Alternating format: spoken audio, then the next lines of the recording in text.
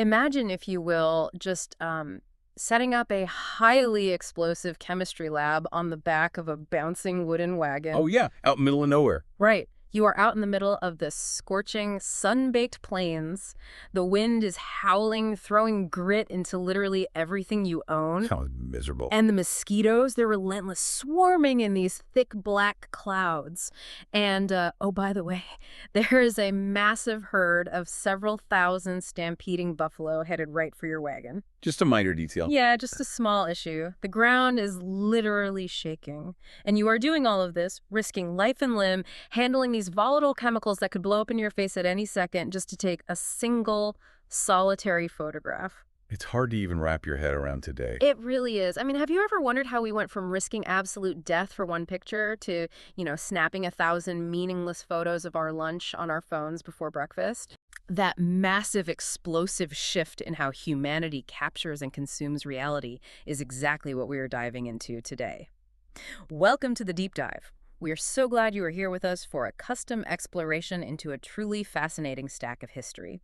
Today, our mission is to track the birth of modern media. And it is a remarkable, chaotic, and often incredibly dangerous journey.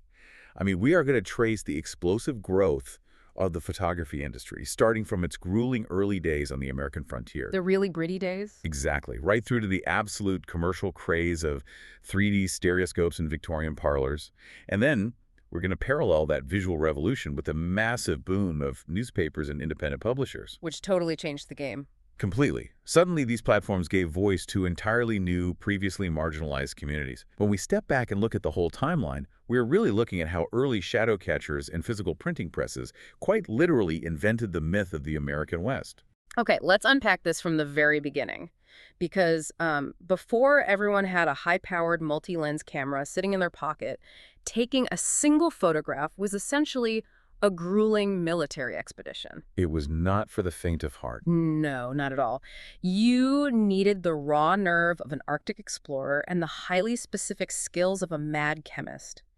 Looking at the historical records in our sources, there is one particular individual who perfectly embodies this chaotic era. Oh, I know exactly who you're talking about. Yep, his name was William H. Illingworth, a young English-born clockmaker. Illingworth's story is the absolute perfect entry point into this world. Let's look at his background for a second, because it explains so much about how early photography worked. Right, the clock-making connection. Yeah. So he was born in England, his family crossed the Atlantic to Philadelphia, and then eventually moved out to St. Paul, Minnesota around 1850. Now, his father desperately wanted him to be a clockmaker. He trained him in horology. Which involves, tiny gears, mainsprings, absolute precision. I mean, you can't have a shaky hand if you're building a clock. Precisely. It tells you that from a very young age, William had an innate aptitude for precision, immense patience, and an understanding of fine, delicate mechanics. Which you definitely need for chemistry. Exactly. Yeah. But by 1862, he pivots, catches the photography bug. And the historical backdrop here is crucial. It is the middle of the American Civil War. Wow. Okay. Yeah, so Illingworth actually travels down to Chicago to learn photography as an apprentice. But, and this is fascinating, if you look closely at the timelines and his movements, a lot of his time in Illinois seems to have been spent actively dodging the military draft. Wait, really? He was hiding out? Pretty much. He was keeping his head down, learning this strange new chemical art form, and avoiding getting sent to the front lines. He eventually heads back up to St. Paul, hones his craft in relative safety, and by 1864, he is officially listed in city directories as a professional photographer. But he didn't just stay in a safe, cozy, temperature-controlled studio in St. Paul. I mean, this is where the sheer physical reality of 1860s photography absolutely blows my mind. Now it gets wild. In 1866, he and an assistant named Bill packed up their gear and joined the James Liberty Fiske expedition heading out across the hostile plains. Right. And then later, in 1874, he joined General George Armstrong Custer on the highly controversial Black Hills expedition. Now, to understand why dragging camera gear on these military and exploratory expeditions is so insane, we have to talk about the mechanics of the wet plate process. The dreaded wet plate. Yes. I always try to picture this in my head. I think of it like trying to operate a mobile, highly volatile chemistry lab while riding a wooden roller coaster. How did this actually work step by step out in the wild? It was an agonizingly precise, completely unforgiving chemical ballet. I mean, to make a single wet plate photograph, Illingworth had to first take a perfectly clean piece of glass. Just a blank pane of glass. Right. He would then coat that glass with a wet solution of collodion and potassium iodide. Wait, stop right there. I want to clarify something I read about collodion in the sources. Isn't that essentially gun cotton? Like actual explosives? Yes, it is. That's terrifying. It really is. Collodion is essentially a solution of nitrocellulose, which is gun cotton, a highly flammable compound used in explosives and early plastics dissolved in ether and alcohol. So it smells awful, too. Well, it smells overpowering. It evaporates rapidly, and it is highly, highly flammable. So he pours this syrupy explosive liquid over the glass plate, tilting it to get an even coat. Okay. Then he has to take that coated plate into a completely pitch-black environment. Out on the plains, this meant a portable darkroom, which was usually a stiflingly hot, heavy canvas tent or a makeshift box in the back of a bouncing wagon. In the middle of summer. Yes. Inside that pitch-black, suffocatingly hot tent, he had to sensitize the coated glass plate by dipping it into a bath of silver nitrate. And you couldn't touch the plate with your bare fingers during any of this, right? Not at all. The natural oils and salts from human skin would instantly ruin the chemical reaction and leave giant, blurry thumbprints on the final image. So you're just holding it by the very edges. Barely holding it. Handling this delicate, chemically coated glass carefully by the extreme edges, entirely in the dark, he would place it into a light-proof wooden holder. This holder had a removable wooden dark slide. Okay, so it's safe from the light now? Temporarily. Once the plate was secure in the holder, he had to burst out of the darkroom tent, rush this entire apparatus out to where the heavy wooden camera was already set up on a massive tripod, insert the holder into the back of the camera, pull up the dark slide to expose the glass to the inside of the camera, and then manually take the brass cap off the lens to expose the plate to the outside world.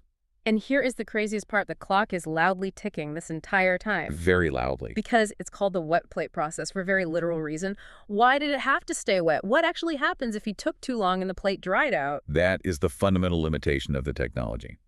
If the ether and alcohol in the collodion evaporate, the collodion dries into a hard, waterproof plastic skin on top of the glass. Oh. Yeah. When it dries, the silver nitrate particles get completely trapped inside that hard plastic shell. They can no longer react with light, and more importantly, they can no longer react with the developing chemicals you need to apply later. So you essentially just made a piece of totally useless, slightly shiny glass. Exactly. The chemical sensitivity only exists while the collodion remains a porous, wet gel. So the second he pulls that plate out of the silver nitrate bath, he has maybe, 5 to 10 minutes max to get it into the camera, take the picture, and get it back into the darkroom to develop it. If he's lucky and it's not too hot out, once he removed the lens cap, the exposure itself took several seconds of absolute frozen stillness from whatever he was photographing. No moving allowed. Right. Then he replaced the cap, shoved the dark slide back in, pulled a heavy holder out of the camera, and literally sprinted back to the darkroom tent to pour on the developing chemicals before that ether evaporated. That is just so stressful. It is. Now, add to this delicate, high-stress chemical race the environmental conditions of the 1866 Fisk expedition. Yeah. You look at the diaries from that trip, like the personal journals of Wilson B. Harlan and the Fisk brothers themselves, and they record an absolute nightmare scenario. They can't even imagine. Torrid, blistering heat, severe drought, driving prairie winds that kicked up dust into the wet chemicals. Ugh. Dust on wet glass. It ruins the shot immediately. Plus, drenching thunderstorms and thick, biting swarms of mosquitoes. The mosquitoes alone would ruin it. Imagine one landing on the wet glass right as you are exposing it. You'd have a giant 50-foot mosquito permanently etched into your landscape photo. It happened all the time. But I can't get over the buffalo stampede. The historical accounts mention a herd of several thousand stampeding buffalo that narrowly missed the Fisk expedition's wagons. It's terrifying. Just picture the physical reality of that moment.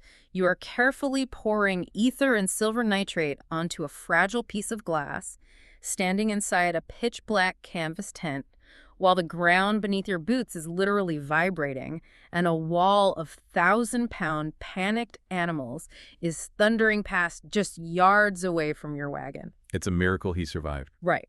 One bump, one spooked horse, and you're either trampled or your explosive chemicals catch fire. It requires a level of dedication bordering on sheer madness, or at least a very, very intense obsession. Absolutely. But beyond the severe environmental hazards and the chemical dangers, there was a profound cultural friction happening out there too.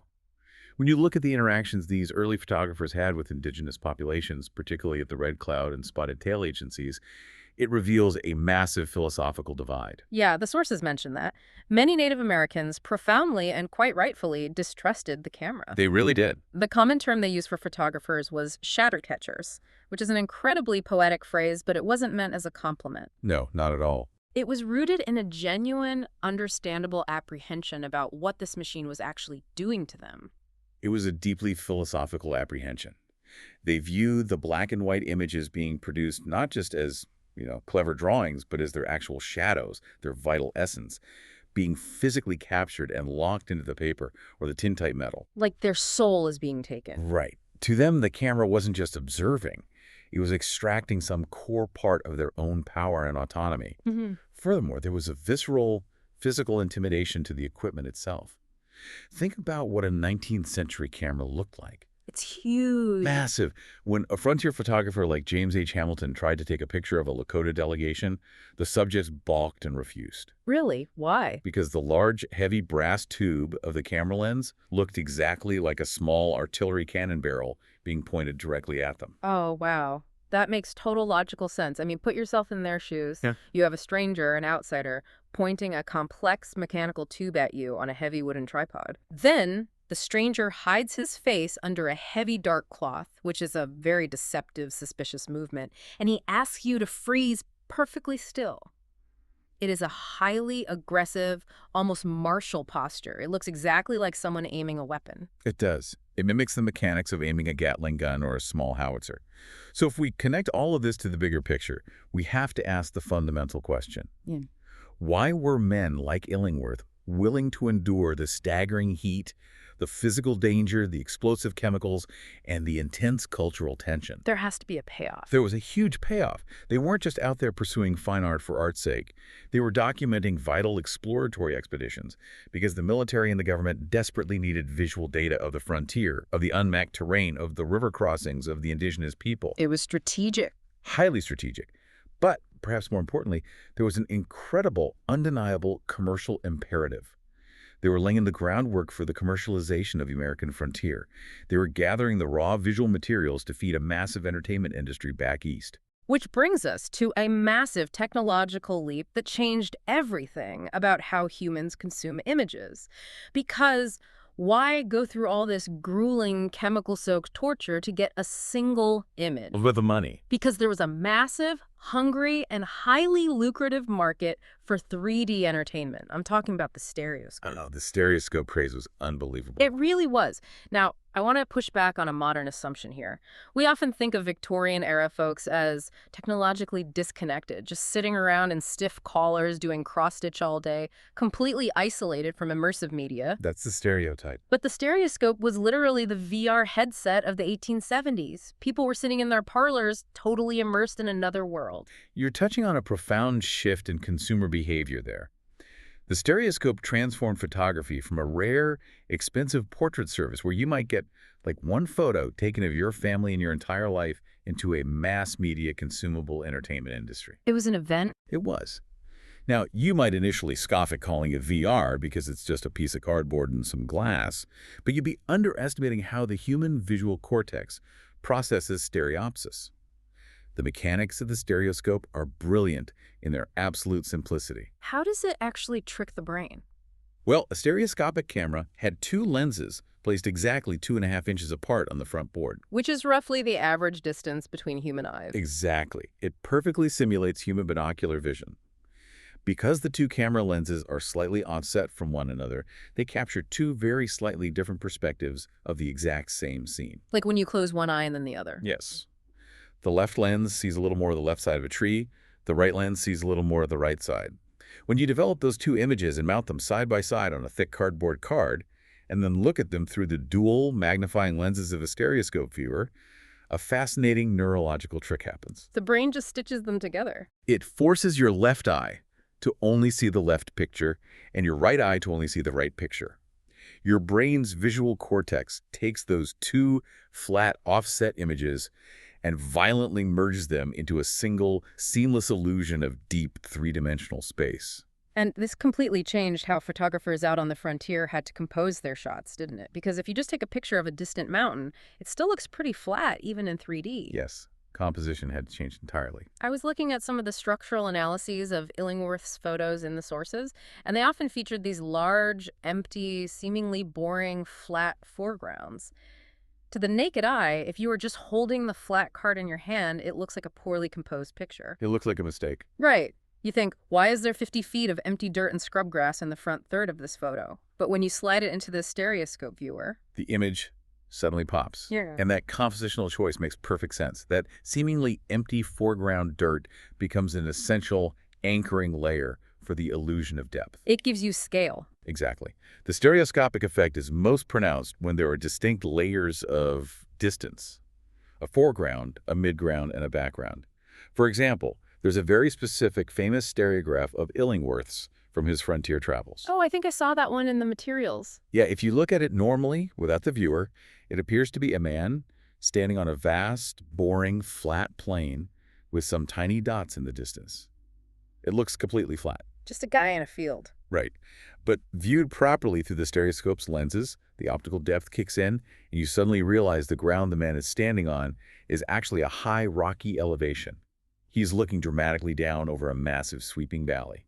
And those tiny dots are actually a sprawling wagon camp nestled far below him. Wow. The sudden perception of depth, the vertigo of looking down that cliff face, is startlingly real to the viewer. And because that 3D experience was so magical, so transportive for people sitting in a cramped apartment in New York or London, everyone wanted these stereo cards. It was an obsession.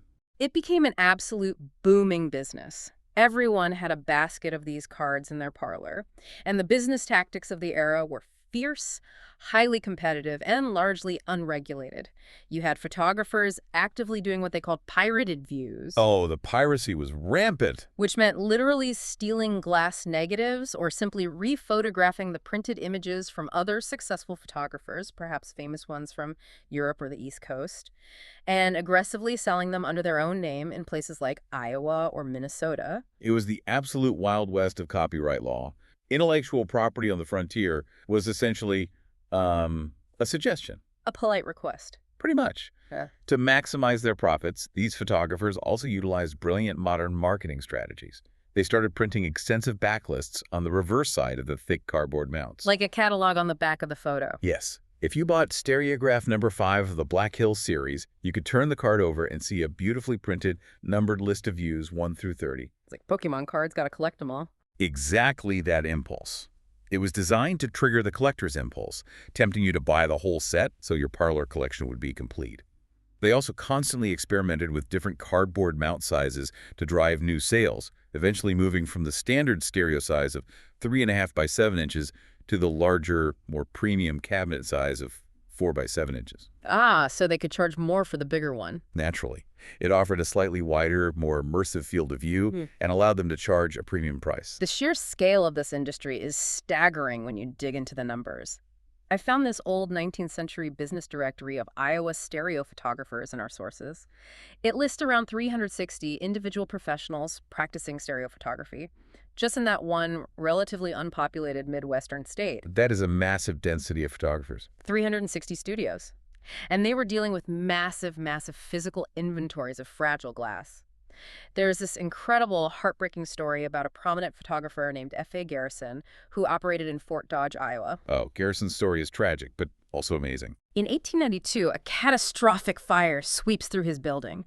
His studio burns completely to the ground. He loses all his equipment, his backdrops, his chemicals, and tragically, a stock of 10,000 glass negatives. 10,000. Just gone in a few hours. When you think about the wet plate process we just described, the ether, the dark tent, the ticking clock that represents thousands and thousands of hours of grueling, toxic labor destroyed in a single night. It is an incomprehensible loss of artistic and commercial labor. I mean, think about losing a hard drive today and multiply that feeling by 1,000,000. Right. And yet, Garrison's resilience in the face of that disaster is incredible, and it highlights the technological pivot of the era. Within 24 hours of the smoldering fire, while the ruins were literally still smoking and covered in winter ice, Garrison tacked a wooden sign to the debris. What did it say? It read, "Too frigid for comfort, but still in business 2 blocks east." Wow, he didn't even miss a day. He had already secured a new location. But more importantly, he didn't just rebuild his old studio. He used the disaster to innovate. The historical records detail how Garrison became one of the very first photographers in the American West to pioneer the use of electricity in his new studio. Wait, like early light bulb? Even more intense, he perfected an elaborate system of diffusing and reflecting screens using highly powerful electric arc lamps. He managed to create indoor lighting that rivaled the intensity of the sun. That's ingenious. It really was. This meant he no longer had to rely entirely on unpredictable daylight or glass skylights to expose his slow chemical plates. This innovation completely revolutionized his production capacity, allowing him to shoot portraits at night or during winter storms. It's amazing how a disaster like that pushes the technology forward. But here's where we have to take a step back and connect the physical technology of the camera to the cultural narrative it was actively creating. This is the crucial part. Because these stereoscopes and wet plate photos weren't just neutral pieces of art or objective scientific topographical records. They were highly calculated PR. The photography business, as a collective industry, was actively building, shaping, and selling the grand myth of the American West. It raises a profoundly important question that we still struggle with today.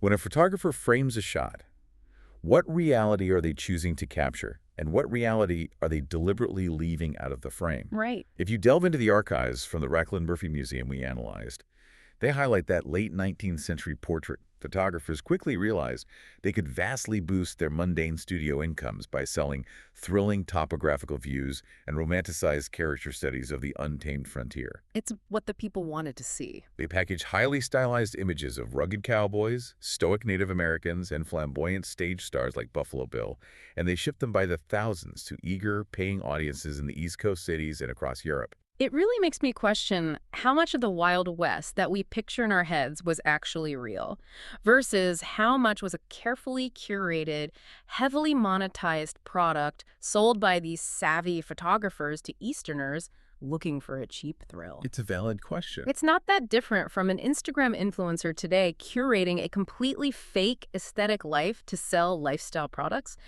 I mean, look at General George Armstrong Custer. Well, Custer's the prime example of this. The historical analysis points out that Custer deliberately posed for the cameras in a highly stylized, fringed buckskin outfit, sitting casually alongside a massive grizzly bear he had shot. He knew exactly what he was doing. He absolutely did. He wasn't dressing for tactical military combat, he was dressing for the camera. He was presenting himself to a public that had been raised on the romantic adventure novels of James Fenimore Cooper. He was visually positioning himself as the ultimate fearless frontier hero. It was image crafting at its absolute finest. It was absolute premeditated image crafting. The camera was no longer just a documentary tool. It was acting as an active agent of empire and commercialism. These photographs were defining the concept of American exceptionalism visually. Before anyone even went out there. Exactly. They established a specific conquering narrative before most people in New York or Boston ever stepped foot west of the Mississippi River. They established the very archetypes of the frontier: the brave cavalryman, the untamed wilderness, the vanishing native that we still instantly recognize in movies today. It's wild how sticky those images are. And because these images were so culturally powerful, the financial stakes of controlling these glass negatives were incredibly high, leading to fierce, cutthroat business disputes. Right. Remember William Illingworth, our wet plate pioneer dodging the Buffalo Stampede? He actually got taken to federal court by an Army colonel named Ludlow over the photos he took during the Black Hills expedition. Yes. The 1874 Custer expedition into the Black Hills. Illingworth was hired as the official photographer, and he had a strict signed agreement to deliver 6 complete sets of printed photographs to the military for their topographical and strategic records. 6 sets. Right. But when the expedition ended, he only delivered 1 woefully incomplete set of prints. Oh, boy. Yeah. When Colonel Ludlow angrily demanded the rest, Illingworth played dumb. He claimed he lacked the financial means and the chemical supplies to finish printing the massive job. But Colonel Ludlow soon discovered the truth.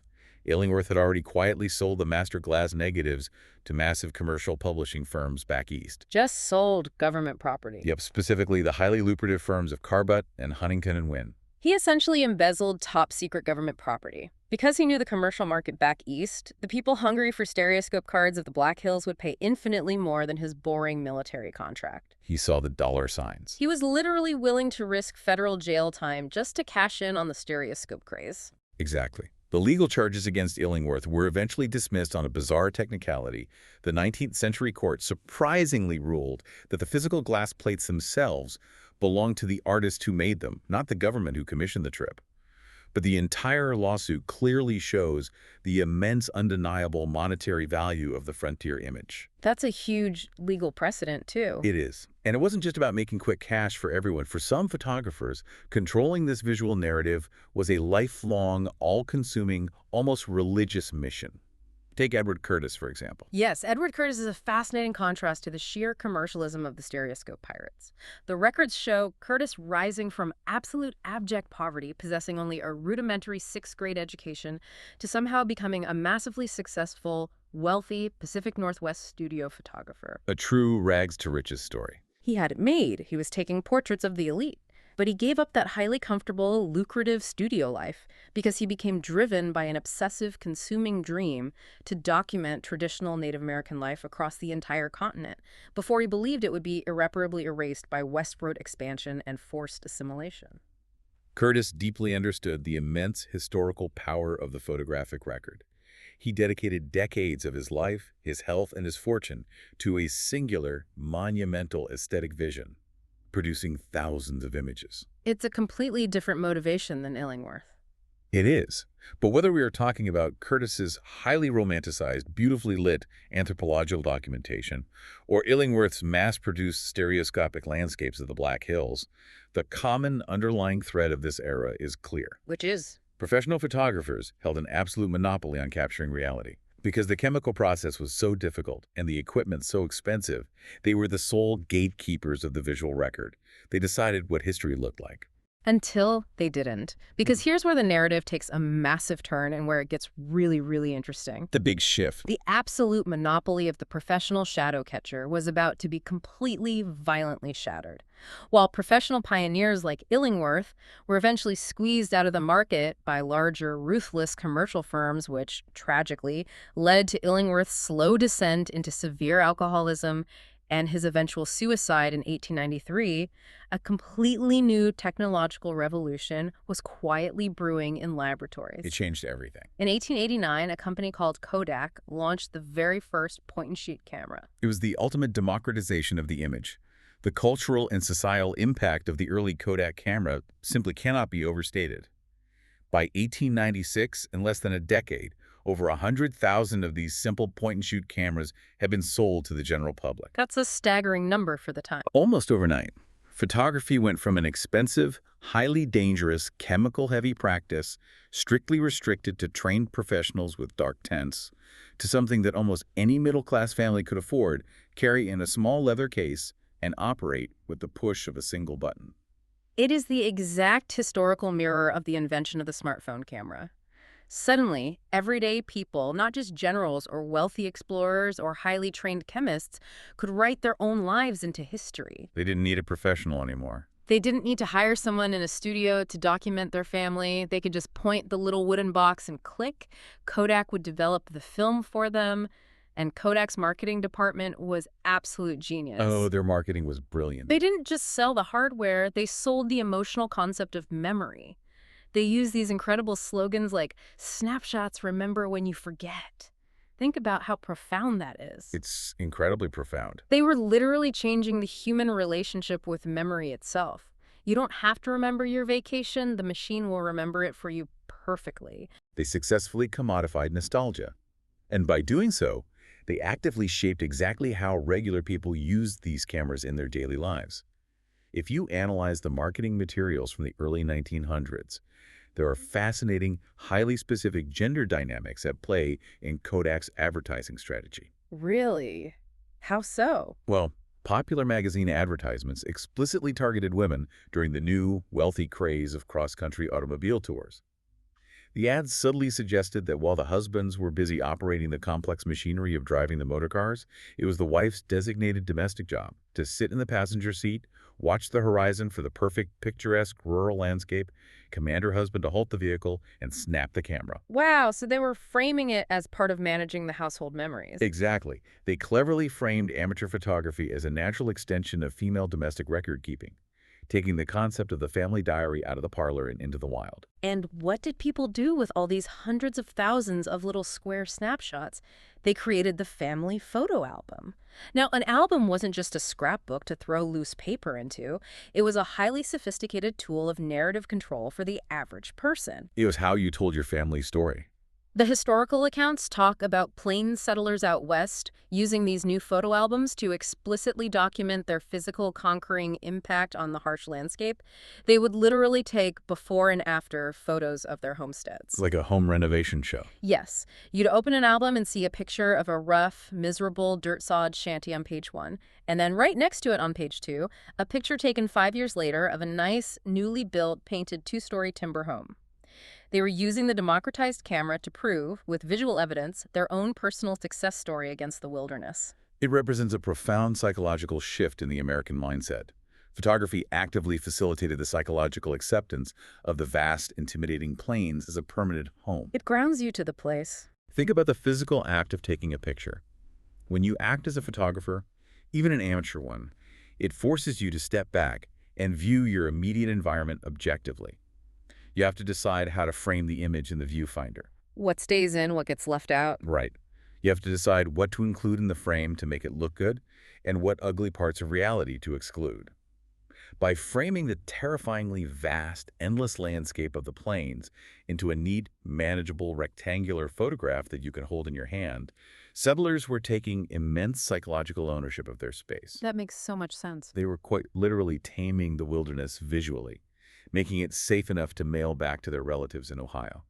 There's an amazing hyper-local anecdote about this impulse to document that I found fascinating in the sources. There was a small-town businessman named Robert Trousdale living in Mott, North Dakota in the early 1900s. Robert Trousdale. He didn't just use a simple Kodak. He bought these massive panoramic cameras, which are incredibly difficult to master. The lens literally sweeps across the film to document the arrival of 2 major railroads to his tiny, dusty town. That's ambitious for an amateur. Very. Yeah. But he wasn't taking pictures for personal nostalgia. He used his photography for pure, unadulterated civic boosterism. He took these sweeping, wide-angle pictures of crowds with giant banners reading, "Welcome to Mott the Spot." Mott the Spot, that's great. He was using the camera to loudly put his community on the map, to prove to investors and politicians that his tiny town mattered, that it existed, and that it was thriving. And that deep human desire to document, to prove existence, to forcefully share a community's narrative with the wider world wasn't limited solely to visual media. Right. This is the crucial philosophical we have to cross here, because as the physical camera was being democratized and placed in the hands of the masses, we see an equally explosive, completely parallel democratization of the printed word. The text version of the Kodak. Exactly. As everyday people realized they could capture and control their own visual images, newly literate and highly marginalized communities realized they could capture and control their own political and social narratives through the printing press. Once you realize you can frame your own visual reality, you inevitably want to write the caption. You want to control the textual narrative. Yes, that makes perfect sense. The desire for representation doesn't stop at a photograph. So what does this all mean for the publishing industry at the turn of the century?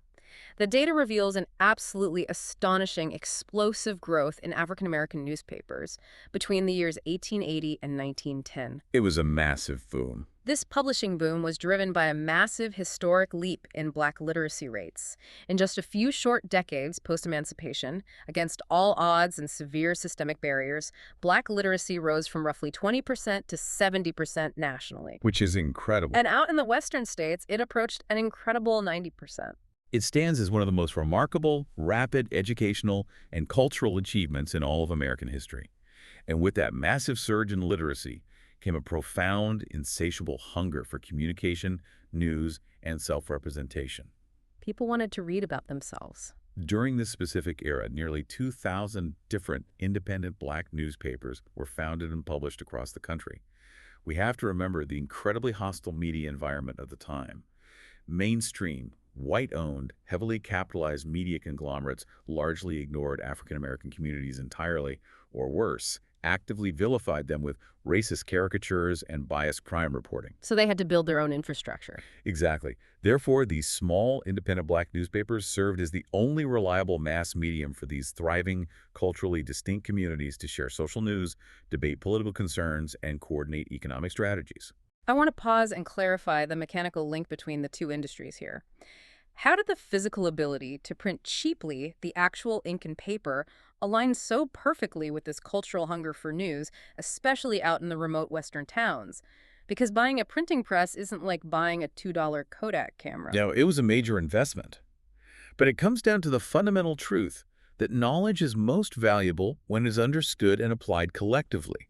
The technology of the printing press had slowly become accessible and portable enough that small-scale manual operations could be purchased secondhand and set up in growing frontier towns. And what were they printing? Just general news. And the content of these papers was crucial.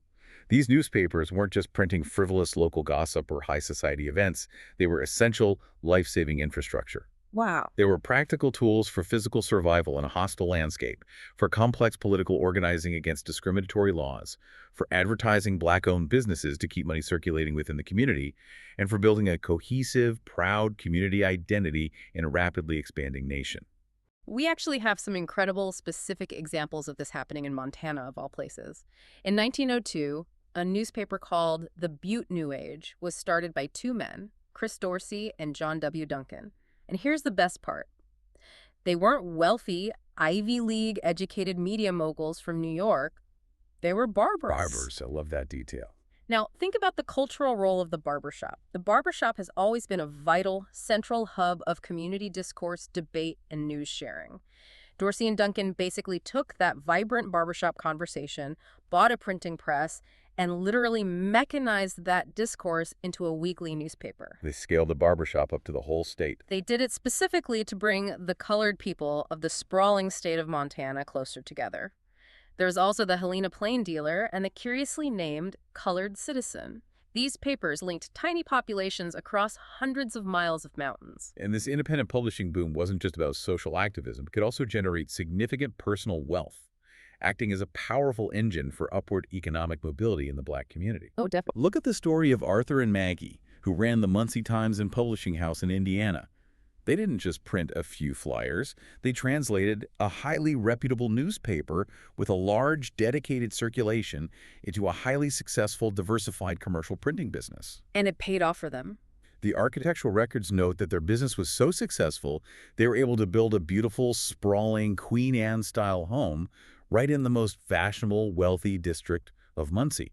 It clearly demonstrates how the business of independent media was becoming a powerful economic force that could shatter class ceilings.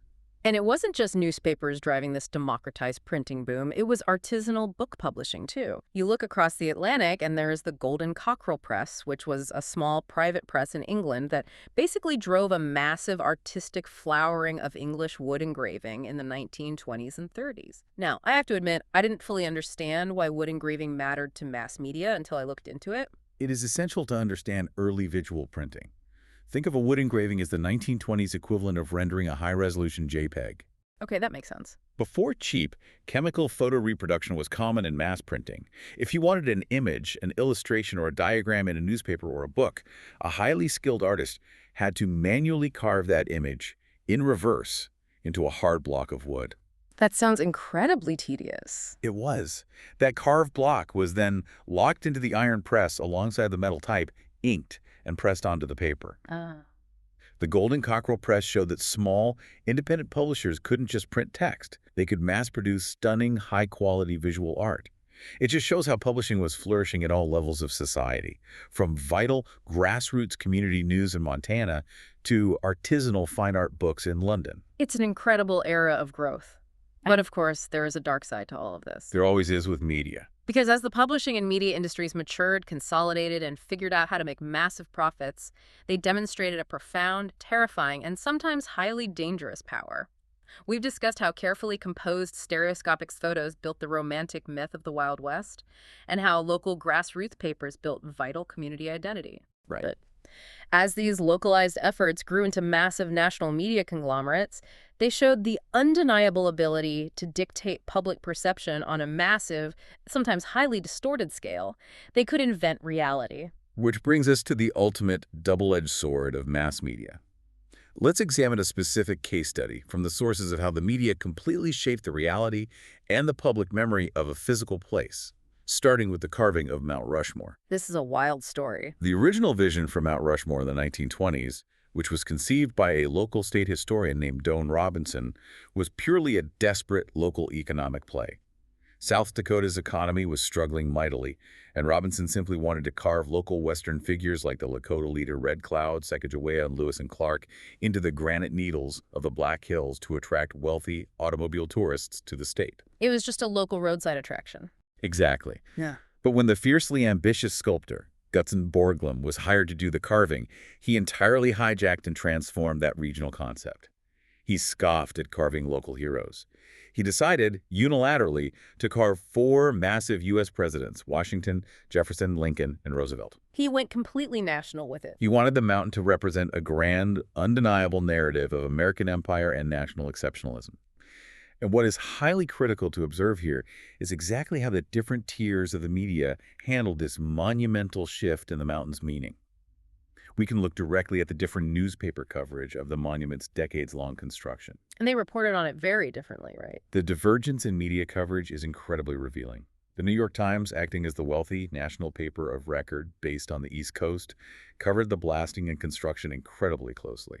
And their coverage leaned heavily into grand, patriotic, sweeping rhetoric. They bought into Borglum's vision. They essentially acted as an uncritical megaphone for the Memorial Commission's narrative of American greatness, broadcasting that specific myth of exceptionalism to millions of readers across the entire country. They told America what the mountain meant. Conversely, if you look at the local coverage from the Madison Capital Times in Wisconsin, which was a paper founded explicitly with the mission of being for everyday people, their coverage of this massive government project was entirely different. Yeah, they were not impressed. Not at all. They didn't just print the PR press releases. They relied much more on critical editorials and skeptical opinion pieces. And eventually, they began actively questioning the official, highly patriotic narrative of Mount Rushmore, questioning the massive cost and the sheer hubris of carving up a mountain. It's a totally different narrative. It perfectly illustrates how different publications mold local versus national mindsets. The massive national paper builds the unquestionable monument's myth, while the smaller local paper allows space for skepticism and nuance. And that dynamic, the powerful media, creating a perceived national reality that might completely contradict the nuanced facts on the ground, hasn't gone away. Yeah. If anything, with the internet and 24-hour news cycles, it's amplified today. We can see this exact same mechanism operating in modern times by looking at the detailed analysis of the North Dakota Bakken oil field boom from roughly a decade ago. Oh, this is a textbook, mind-blowing example of modern media framing and distortion. When the massive oil boom hit the tiny towns of North Dakota, creating a sudden influx of wealth and out-of-state workers, the national media, massive cable networks like FOX News, CNN, and legacy papers like the New York Times absolutely flooded the zone with reporters. They descended on the place. And the headlines they produced to sell this story to the rest of the country were incredibly sensational. They are straight out of a cheap thriller novel. The language they used was deliberately designed to evoke primal fear and fascination. Exactly. We are talking about literal headlines that read, "Murder, mayhem, and Mexican mafia stalk the Bakken oil fields." Or they would run a special report called The Dark Side of the Boom, or a massive front page spread titled, "In North Dakota, a Tale of Oil, Corruption, and Death." Now think about the psychological impact of that. It's terrifying. If you are a local resident of North Dakota or even someone living in Ohio and you are reading these terrifying all-caps headlines every single day on your television and in your newspaper, you're going to be terrified. You're going to fundamentally believe that North Dakota has devolved into a lawless, violent war zone right out of the 1800s. And that is exactly the psychological effect it had. The combined weight of the national news sources successfully created a perceived massive increase in violent crime, which caused extreme anxiety, panic, and political pressure among actual North Dakotans. However, When academic researchers eventually stepped back and actually looked at the hard, objective statistical data from local law enforcement over those boom years, the reality was entirely, fundamentally different. The per capita murder rates and violent crime rates had not gone up dramatically at all. It was totally normal. The statistical reality was incredibly boring. The reality absolutely did not match the terrifying headlines. It's the exact same psychological phenomenon as the Victorian stereoscope. Yes. Whether it's a carefully cropped, wet plate photograph from 1874 that deliberately cuts out the brutal, freezing reality of the plains to show a romantic wagon camp, or a sensationalized, all-caps cable news headline from 2014 that completely ignores the boring statistical data to sell a story about the mafia, the mechanism is identical. The specific lens we are forced to look through fundamentally alters the reality we perceive. Precisely. The medium is the message. And as consumers of information, we must train ourselves to view this objectively. The vast, mature media industry we have inherited possesses a deeply entrenched dual nature. It's a complicated beast. It is. On one hand, as we clearly saw with the rise of the incredible African-American press, independent media has the indispensable, vital power to expose hidden truths, advocate for civil justice, and physically connect marginalized communities across vast distances. But on the other hand, the corporate media industry relies on sensationalism to survive. The financial business model of mass media fundamentally prioritizes engagement, clicks, viewer retention, and advertising sales over boring, nuanced statistical reality.